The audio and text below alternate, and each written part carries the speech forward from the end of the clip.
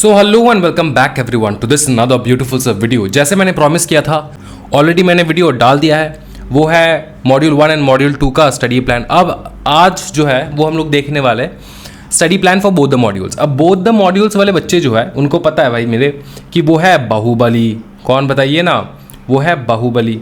तो मतलब बहुत आपके अंदर क्षमता है किस चीज़ का, पढ़ाई करने का। ठीक है, ये एक्सेप्ट कर लो, अगर नहीं है तब भी एक्सेप्ट कर लो, जर्नी जो है वो आसान हो जाएगा। ठीक है, अब स्टडी प्लान देखेंगे हम लोग बोथ मॉड्यूल के लिए। बोथ मॉड्यूल के लिए हम लोग एक चीज़ समझ ले, सिर्फ पढ़ने से नहीं होगा बोथ मॉड्यूल, आपको 100% स्टडी करना होगा एंड 200% आपको क्या डालना होगा, हाँ जी, स्ट्रैटेजीज, प्लानिंग, प्लॉटिंग, कौन सा करे कौन सा स्किप कर सकते हैं, सब कुछ इंपॉर्टेंट है, सब कुछ इंपॉर्टेंट है। ठीक है, तो ये आपको पता होना होगा। तो मैं जनरल एडवाइस दे दूँ आपको, पहले तो भैया प्रीवियस ईयर के पेपर को चेक करो, कौन से चैप्टर में से कितना मार्क्स आ रहा है, कहाँ से रिपीटेडली मार्क्स आ रहा है। हाँ जी, इंस्टीट्यूट जब कभी भी मन करे इंस्टीट्यूट का, वो लोग आपको मतलब धोखा दे सकते हैं। ठीक है, वो लोग ऐसे मतलब अचानक आके आपको बोल सकते कि भैया हम तो इस चैप्टर में से कभी क्वेश्चन पूछे नहीं लेकिन इस बार पूछ डालेंगे। लेकिन वो हो सकता है, लेकिन आपको चांस लेना होगा कभी कभार। ठीक है, हर स्टूडेंट को चांस लेना है नहीं, जिनका पढ़ाई ढीला है उनको चांस लेना है।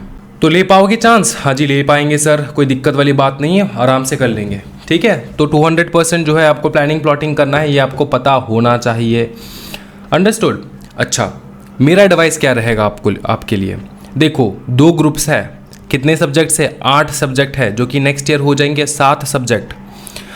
SBEC में इस बार बहुत हल्का क्वेश्चन पूछने वाले हैं वो लोग। ठीक है, बहुत आरामदायक क्वेश्चन जो है वो आने वाला है SBEC में, ये मेरा प्रिडिक्शन है। अब क्या होता है नहीं होता वो बाद में देखेंगे। एग्जामिनेशन से पहले मैं एज ऑलवेज इम्पॉर्टेंट क्वेश्चंस जो है, इम्पॉर्टेंट क्वेश्चंस मैं ड्रॉप कर दूंगा, ये इम्पॉर्टेंट क्वेश्चंस है वो एग्जामिनेशन से पहले, उसको वो मदद हो जाएगा आपका। अच्छा, उस पर पूरा रिलाई करना है? नहीं, उस पर पूरा रिलाई नहीं करना है, आपको सिर्फ ये देख के रखना है कि भैया वो जो क्वेश्चंस मैंने दिया है वो क्वेश्चंस आप लोगों ने स्किप नहीं किया है, इतना आपको देख के रखना है। ठीक है सर, आप कॉन्फिडेंट हो भैया? देखो मैं हर वक्त कॉन्फिडेंट रहता हूँ। लास्ट टाइम भी मैंने क्वेश्चंस पुट किया था, बहुत सारे क्वेश्चंस उन्हीं में से आए, मतलब 60 to 70% उन्हीं में से आए। तो इस बार भी आएगा ऐसा कोई चांसेस नहीं है, ऐसा कोई गारंटी है ही नहीं, लेकिन फिर भी we have to take a chance, okay. अब ये चीज़ मैंने मॉड्यूल 1 एंड मॉड्यूल 2 के जो स्टूडेंट्स हैं सिंगल मॉड्यूल्स, उनके लिए नहीं बताया, क्योंकि उनको तो सब कुछ करके जाना है। जैसे कि बोथ मॉड्यूल वाले स्टूडेंट्स को थोड़ा दिक्कत होता है, बहुत टफ हो जाता है चीज़ें, इसलिए मैंने ये आपको शेयर किया है कि भैया इंपॉर्टेंट क्वेश्चंस मैं डेफिनेटली दूंगा आप सबको। ठीक है, अब इसको पढ़ाई कैसे करना है ये एक बार देख लेते सर, बातें बहुत हो चुका है सर, पढ़ाई कैसे करना है वो बताइए। 2 कैटेगरी के स्टूडेंट होंगे यहाँ पे। एक कैटेगरी का स्टूडेंट होगा जिसका अभी तक सिलेबस कंप्लीट नहीं हुआ है, दूसरा कैटेगरी का स्टूडेंट होगा जिसका सिलेबस कंप्लीट हो चुका है, वो रिवीजन देने वाला है, समझ में आ रहा है। और तीसरा कैटेगरी का स्टूडेंट भी आ सकता है यहाँ पे, जिसने अभी तक पढ़ाई शुरू नहीं किया है एंड वो सोच रहे कि भैया एग्जाम स्क्वाड का वीडियो देख लेंगे पास हो जाएंगे। नहीं होने वाले पास आप। ठीक है, जितना भी वीडियो देख लो, जितना भी लूप में वीडियो देख लो, पास नहीं होने वाले अगर आपने सिलेबस अभी तक मतलब आपने टच भी नहीं किया है, कुछ 2 महीने में पढ़ के BCom नहीं है भाई मेरे, पहली बात। ठीक है, अच्छा ये वाले स्टूडेंट्स तो कैंसिल, ये निकल जाओ यहाँ इस वीडियो से, अभी के अभी निकल जाओ। ठीक है, कोई फ़ायदा नहीं है वीडियो देख के। अब ये स्टूडेंट जिसका इनकम्प्लीट है और जिसका कंप्लीट है, दोनों वीडियो देख सकते हैं आराम से। ये जो अप्रैल का महीना रहता है ना भाई मेरे, ये जो अप्रैल का महीना रहता है, देखो टाइम कितना टाइम है अपने पास, 61 डेज है। जून में तो एग्जामिनेशन है अपना। अप्रैल का जो महीना है वो आपका लास्ट चांस रहेगा। किस चीज़ का लास्ट चांस? सिलेबस कंप्लीट करने का। और मई का जो महीना है उसमें तो आपको रिवीजन करना ही है। और अप्रैल का महीना आपको लगभग लग ही जाएगा, अप्रैल एंड तक आपको समय लग ही जाएगा, समझ में आ रहा है? तो इसमें कुछ कर नहीं सकते। अब जैसे आपको समय लगने वाला है, आप आराम से समय लो, लेकिन उस समय को यूटिलाइज कैसे करें? आपको लग रहा होगा बहुत दिन है सर, 30 दिन है, आराम से कर लेंगे, लेकिन मैं एक चीज़ बताऊं आपको, अगर आप डिवाइड कर दो ना सब्जेक्ट्स को, आपको लगेगा इतना कम समय, इसमें कैसे हो पाएगा, ऐसा आपको फील होने वाला है।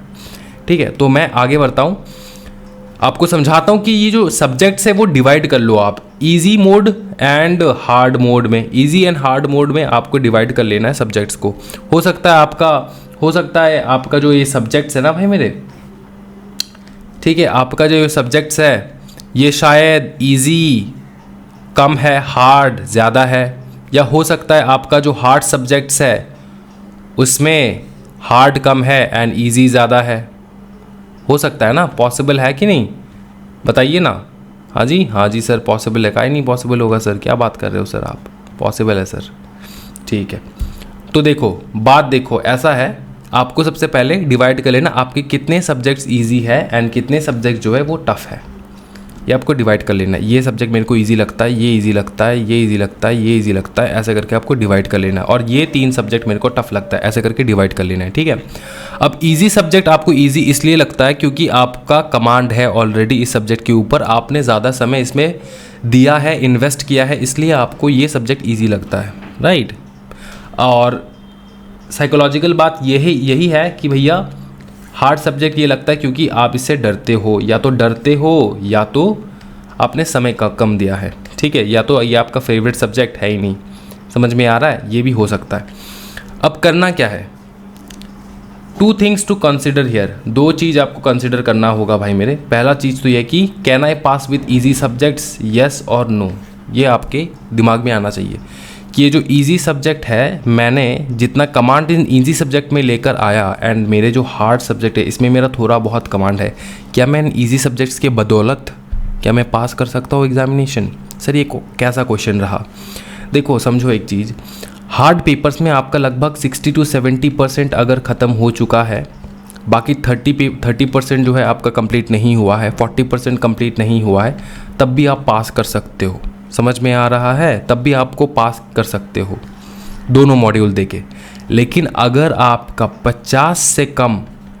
50% भी सिलेबस कंप्लीट नहीं हुआ है इन हार्ड सब्जेक्ट्स का, टफ सब्जेक्ट जो है इन सब्जेक्ट का 50% भी अगर आपने कंप्लीट नहीं कर रखा है तो आप सिंगल मॉड्यूल में स्विच कर लो, ठीक है। ये अटेम्प्ट जो है ये बर्बाद जाएगा आपका, अंडरस्टूड। 2 महीने में कुछ नहीं होने वाला, कुछ उखाड़ नहीं सकते आप, सत्य बात है, ठीक है। और 1 लाख लोगों में से ऐसे 2 बच्चे निकलेंगे जो 2 महीने में क्रैक कर सकते हैं। तो इसके लिए क्या मैं ये 1 लाख बच्चों का भविष्य अंधकार में डाल दूँ, उनको झूठा तसल्ली दूँ कि भैया तुम भी कर लोगे। हाँ जी, ऐसा नहीं होता है, ठीक है। तो हम एवरेज और अन एवरेज पकड़ के चलेंगे, भैया आप एवरेज स्टूडेंट हो एंड आपसे नहीं हो पाएगा, फैक्ट के साथ चलते हैं, ठीक है। अभी डिसाइड कर लो, इसी महीने पे डिसाइड कर लो। एक्चुअली बात ये है कि इस महीने पे ना बहुत सारे स्टूडेंट्स के दिमाग में ऐसा क्वेश्चन होगा, मेरे को 1 मॉड्यूल दे दूँ, 2 मॉड्यूल दे दूँ, बोथ मॉड्यूल दे दूँ, कौन सा मॉड्यूल दे दूँ, इस प्रकार का। तो मैं ईजी बना लूँगा आपके लिए। मैं और एक वीडियो लाऊंगा, उसमें भी मैं बताऊंगा कि सिंगल मॉड्यूल देना चाहिए, बोथ मॉड्यूल देना चाहिए, कौन से बच्चे को क्या सोचना चाहिए, सो दैट आपका डिसीजन मेकिंग परफेक्ट हो जाए, ठीक है। अब इसमें आप समझ चुके कि ईजी एंड हार्ड में डिवाइड करना है सबसे पहले, उसके बाद सोचना है कि भैया ईजी सब्जेक्ट्स के बदौलत क्या मैं पास कर सकता हूँ। हाँ जी, और इसमें कम से कम मेरे को 50 मार्क तो लेकर आना ही होगा इन हार्ड सब्जेक्ट्स में, क्या ये मेरे से हो पाएगा, ये आपको सोचना है। अगर यस तब सही बात है, तब आप आगे बढ़ो इस प्लानिंग को लेकर। अगर नो, तब आप सबसे पहले डिसाइड करो आपको कौन सा मॉड्यूल देना है, क्योंकि बोथ मॉड्यूल देकर आप पास नहीं कर सकते, सीधा बात, नो बकवास, ठीक है। ओनली कंसेप्ट, नो बकवास। चलो आओ आगे बढ़ते हैं, ये सोच लिए हम लोगों ने, ठीक है।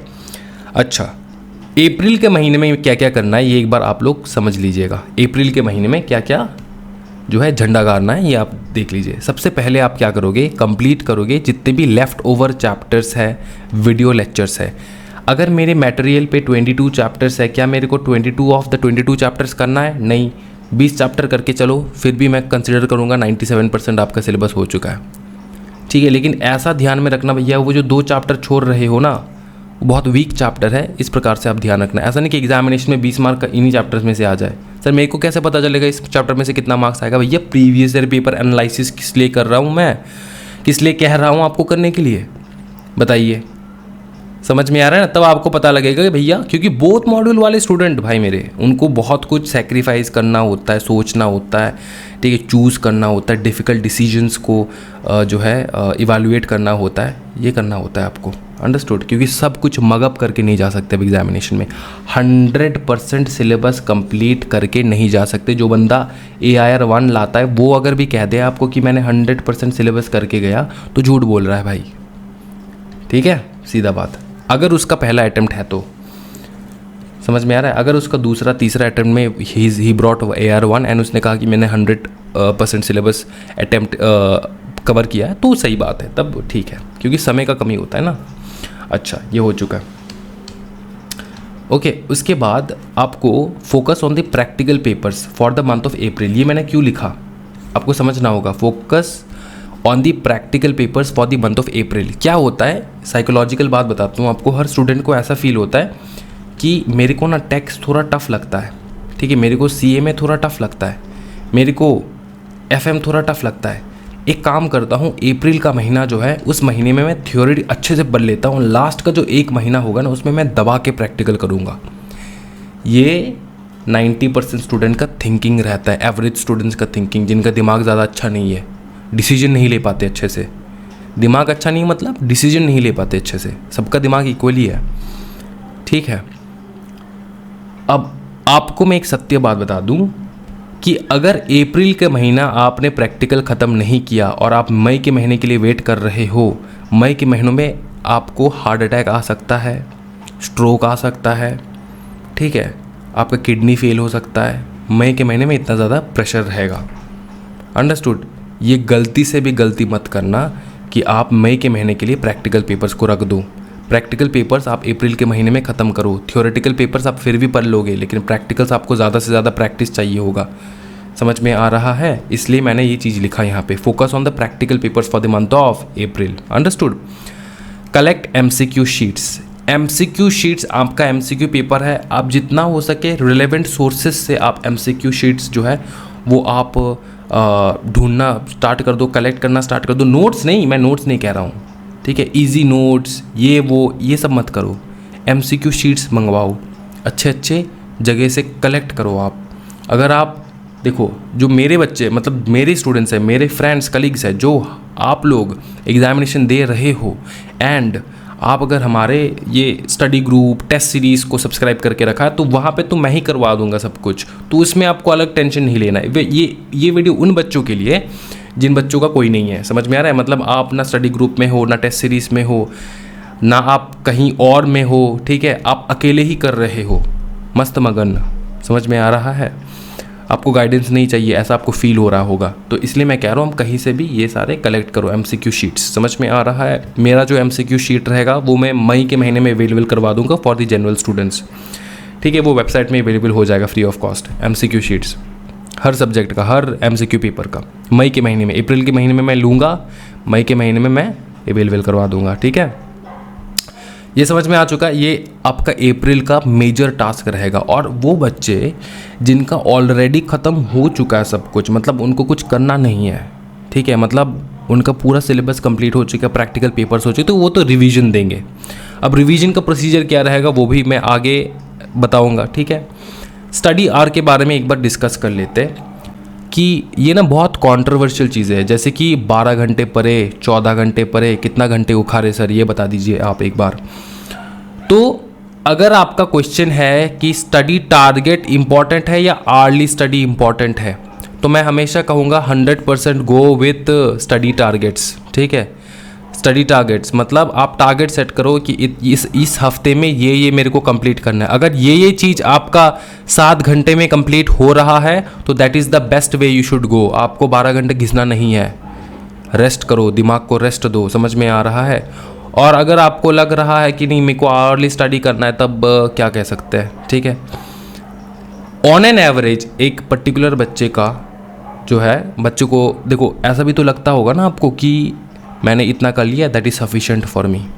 तो इसलिए उन बच्चों को रोकने के लिए कि भैया इतना काफ़ी नहीं है, मैंने ये आर्ली स्टडी का चार्ट बनाया, ठीक है, कि भैया इतना तो कम से कम पढ़ो। अगर इतना कंप्लीट हो भी गया है आपका, फिर भी थोड़ा और टाइम घिस लो, ठीक है, ये है बात। क्योंकि एक ही बार घिसना है, बार बार नहीं घिसना है एक चीज़, एक ही बार घिसेंगे हम लोग, ठीक है।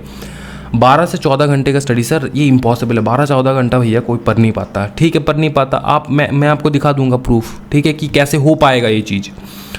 डिवाइड कर लो दिन को 4 समय में। एक है अर्ली मॉर्निंग जो कि 4 से 6 का समय होता है, डे 6 से 12, noon and evening 12 to 6 and night 6 to 12, ठीक है। इस 4 पोर्शन में डिवाइड कर लो, 4 इंस्टॉलमेंट में आपको पढ़ाई जो है वो डिवाइड करना है, ठीक है। पहले अर्ली मॉर्निंग आपको 4 घंटे देना है। अगर आप अर्ली बर्ड हो, सुबह उठ के पढ़ने बैठ जाते हो, तो आपको 4 घंटे देना है। उसके बाद आपको ब्रेक लेना है 1 घंटे का, उसके बाद फिर से 4 घंटा करना है, ठीक है। तो अगर सुबह मैं 4 घंटे पढ़ा, सुबह 4 से लेकर 4 to 5, 5 to 6, 6 to 7, 7 to 8, 1 2 3 4 4 hours हो गया। 8 to 9 मैंने ब्रेक लिया, ठीक है, 8 to 9 मैंने ब्रेक लिया। उसके बाद 9 to 10, 10 to 11, 11 to 12, 12 to 1, 1 2 3 4, एक देखा, ठीक है। ये बहुत इफेक्टिव बवाल पढ़ाई होता है, क्योंकि इस टाइम पे ना, इस टाइम पे आपका जो दिमाग है वो बहुत एक्टिव रहता है, समझ में आ रहा है। तो 4 and 4 आवर्स, क्या बताइए, 4 and 4 आवर्स जो है आपको क्या करना है, स्टडी करना है, बवाल वाला स्टडी करना है, 4 and 4 आवर्स, ठीक है। ये पहले 8 घंटे अच्छे से पढ़ लेना, अगर आप अर्ली बर्ड हो, मतलब सुबह सुबह उठ जाते हो तो, ठीक है। उसके बाद आप इवनिंग को बैठो, या तो नून को, अगर सोने का आपका हैबिट है तो इवनिंग को बैठो, अगर सोने का हैबिट नहीं है तो नून को बैठ जाओ 2 घंटे। उसके बाद इवनिंग में टहल के आओ।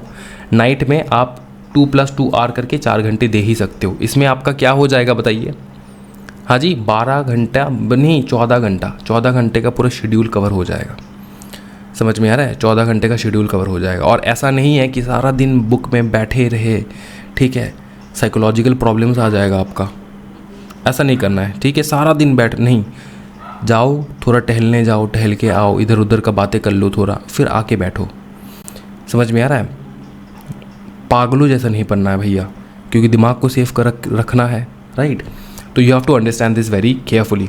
उसके बाद what you have to do is, next study plan ऐसा है कि अगर आपका 4 घंटे का बहुत ज़्यादा लग रहा है तो अब आप ऐसे कर सकते हो, 4 घंटा सुबह दे सकते हो, सुबह, उसके बाद 2 घंटा, उसके बाद 2 घंटा, उसके बाद 4 घंटा। This is for those boys and girls who have household works to do, those boys and girls who have household works to do, जो मतलब जो मतलब कहीं और पे जाके पढ़ाई कर रहे हैं, ठीक है, रेंट पे रह रहे हैं, उनको खाना भी खाना है, उनको खाना बनाना भी है, ठीक है, एंड ऑल दैट स्टफ। तो 2 घंटा करो, 2 घंटा पढ़ो, एंड उसके बाद आप रेस्ट, मतलब अपना काम करो। ये भी कर सकते हो, डे के दिन में 2 घंटा करो, नून में या इवनिंग में 2 घंटा करो, उसके बाद रात को 4 घंटा लगा दो। अगर आपको 14 घंटा का करना है तो 1-1 घंटा इंक्रीज़ कर देना। ये तो 12 घंटे का नॉर्मल चीज़ है, शेड्यूल है। समझ में आ रहा है। अगर आप ऐसा बंदा हो जो आपको काम में जाना है, ठीक है, काम करने जाना, ऑफिस आवर्स, तो 4 घंटा सुबह दे दो भैया मेरे। ये आप 4 घंटा दे दोगे ना, सारा दिन आपको रिलैक्स फील लगेगा, आपको लगेगा कि the day is worth it and आपने इस डे को वेस्ट नहीं किया है, ऐसा आपको फील होने वाला है, समझे। तो 4 घंटा आपको दे देना सुबह सुबह। उसके बाद भैया ऑफिस का काम करो, जो भी है करो। उसके बाद 5 घंटा जो है आप रात में आके पढ़ाई करो, ठीक है, समझ में आ रहा है। तो 9 घंटे का पढ़ाई हो जाएगा, 9 hours. 9 hours for those students who are working, who have a job to do, understood. आपका कंपटीशन नहीं लगाना है कि मेरे को 12 घंटा 14 घंटा पढ़ना है वरना मैं पास नहीं कर पाऊँ। हाँ, इफेक्टिवली पढ़ो, इफेक्टिवली, ठीक है। क्वांटिटी में ना मत जाओ, क्वालिटी में जाओ, अंडरस्टूड। या तो आप 3 घंटा अगर बोले हो सर 4 घंटा बहुत ज़्यादा हो जाएगा, तो 3 घंटा करो, उसके बाद आप ऑफिस का काम करो, घर का काम करो, एंड 6 घंटा रात को दे दो। समझ में आ रहा है, आफ्टर ऑफिस। सर ये पॉसिबल है, ये संघर्ष है। संघर्ष कभी भी जो है ईजी नहीं होता, ये टफ रहता है, ठीक है। अगर करना है, निकालना है तो करना है। ये आपका रिक्वायरमेंट्स है जो मैं आपको कह रहा हूँ। अगर आपको ये रिक्वायरमेंट्स लग रहा है कि बहुत ज़्यादा है तो छोड़ के जा सकते हो, कोई दिक्कत नहीं है। वैसे ज़िंदगी में बहुत कुछ कर लेंगे हम लोग, CS बनना है ऐसा कोई मतलब है क्या?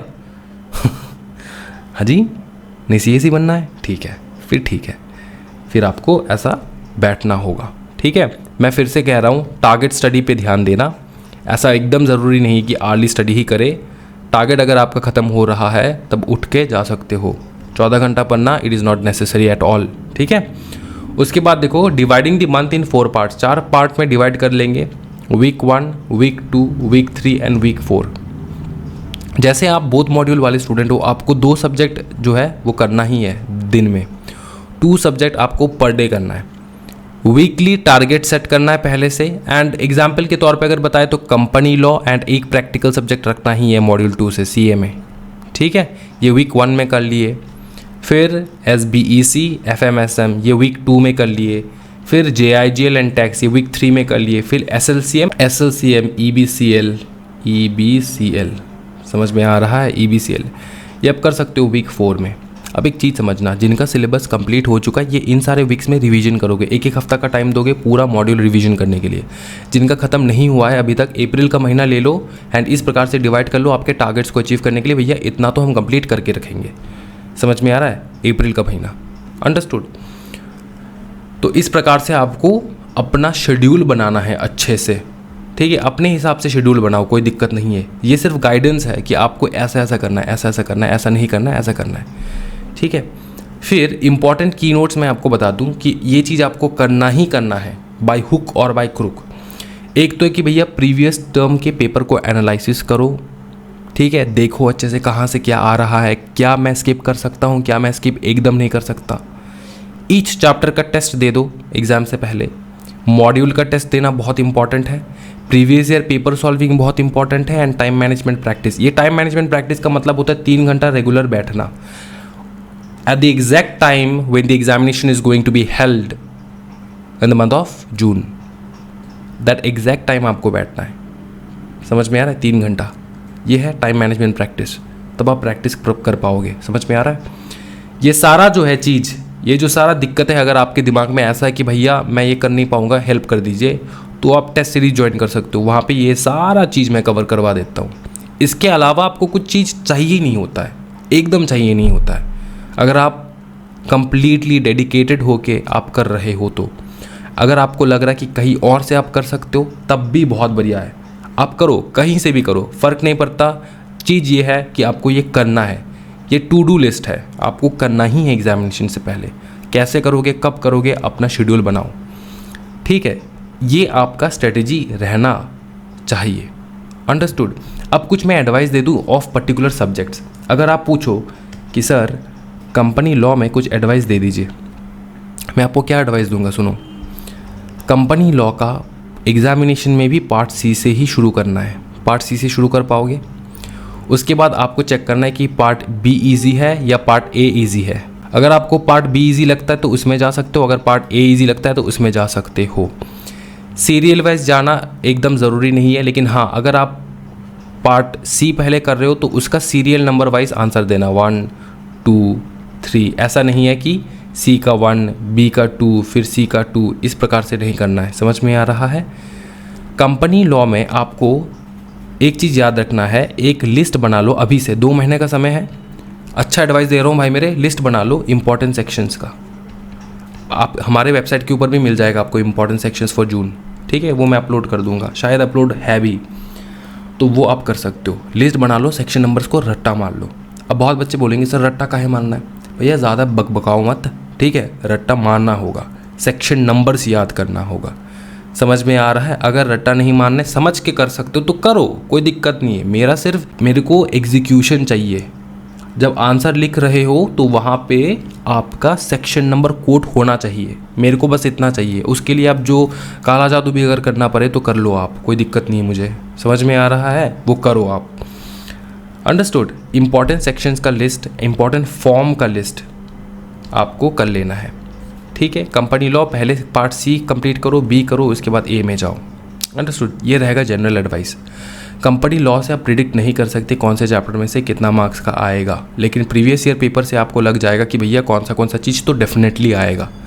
वो मैं बाद में भी बता दूंगा आप लोग को, टेंशन ना लीजिए, अभी जनरल स्टडी कीजिए, ठीक है। SBEC का ऐसा है भाई मेरे कि SBEC में आपको पार्ट B एंड C ही करना है। पार्ट A पूरा कंपनी लॉ है एक्सक्लूडिंग स्टार्टअप वगैरह, ठीक है। स्टार्टअप में से भारी मार्क आ जाता है, स्टार्टअप अच्छे से कर लेना है। पार्ट C एग्जामिनेशन में पहले अटेम्प्ट करना है, उसके बाद B।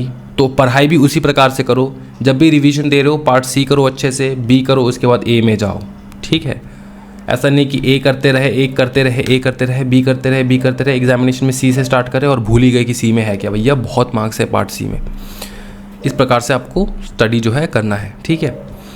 टैक्स का अगर आप मेरे से एडवाइस मांगो, टैक्स का क्या करना है, सबसे पहले अच्छे से निपटा डालो जीएसटी एंड आपका कस्टम 7 मार्क का आ ही जाएगा, एंड जीएसटी जो है बाकी का मार्क्स 73 मार्क्स का 44 मार्क्स का आपका ये जीएसटी ही आने वाला है। समझ में आ रहा है, जीएसटी एंड कस्टम। तो इसमें आपका 50 मार्क कवर हो जाएगा जीएसटी एंड कस्टम में, बहुत अच्छे से कर लो। उसके बाद अगर आपका 5 हेड्स, ये क्या होता है ना कि 5 हेड्स जो है ये आपको शुरू से ध्यान देना होता है। 5 हेड्स शुरू से ध्यान देना होता है। अगर 5 हेड्स आपने बहुत अच्छी तरीके से कर रखा है तब आपको टेंशन लेने की कोई ज़रूरत नहीं है, 70 प्लस आ ही जाएगा आपका, मिनिमम 70 प्लस 5 हेड्स अगर अच्छे से कर रखा है। लेकिन अगर आप ऐसे स्टूडेंट हो जो 5 हेड्स अच्छे से नहीं हुआ है तो 5 हेड्स में से कम 2 हेड अच्छे से कर लो, ठीक है। उसके बाद बाकी की जो छोटे छोटे चैप्टर्स हैं उसको कर लो, क्योंकि उसमें से भी आपको अच्छा खासा मार्क्स मिल जाएगा। तो आपको कम से कम 60 प्लस मार्क्स तो आ ही जाएगा टैक्स में। ऐसा नहीं कि भैया IDT जो है, डायरेक्ट टैक्स जो है, उसमें आपका कमजोरी है एंड आप सारा दिन उसको लेकर बैठे रहे। आप सोच रहे हो कि जीएसटी कर लेंगे, ईजी है, कर लेंगे, लेकिन टाइम जो है वो किसी के लिए वेट नहीं करता। आप बाद में रिग्रेट करोगे कि भाई जीएसटी अच्छे से काहे नहीं किए हम, ठीक है। तो इसलिए जीएसटी सबसे अच्छे से करना है, कस्टम करना है, उसके बाद जाना है डीटी में, डायरेक्ट टैक्स में, ठीक है। टैक्स का है ये फंडा। उसके बाद अगर मैं SLCM एंड EBCL का बात करूं, मैंने बता रखा है कि पीछे वाले पार्ट्स जो है उसमें से चालू करो। जैसे पार्ट बी है SLCM का, भारी मार्क्स है, बी करो, उसके बाद ए करो। SLCM का सम्स जो है, सेबी सम्स 15 मार्क्स का आ जाता है, वो अच्छे से कर लेना है। वो मैंने अभी तक वीडियो अपलोड नहीं किया है, लेकिन 15 मार्क्स का जो ये सेबी सम्स है बहुत ईजी है, भयानक, एक वीडियो में कवर हो जाता है सब कुछ। तो आप उसको देख के कंप्लीट कर लेना है, ठीक है। वो आराम से करने से भी कोई दिक्कत वाली बात नहीं है, ठीक है। SLCM का सम्स कर लेना है। EBCL का तो भैया कंपटीशन एक्ट जिंदाबाद।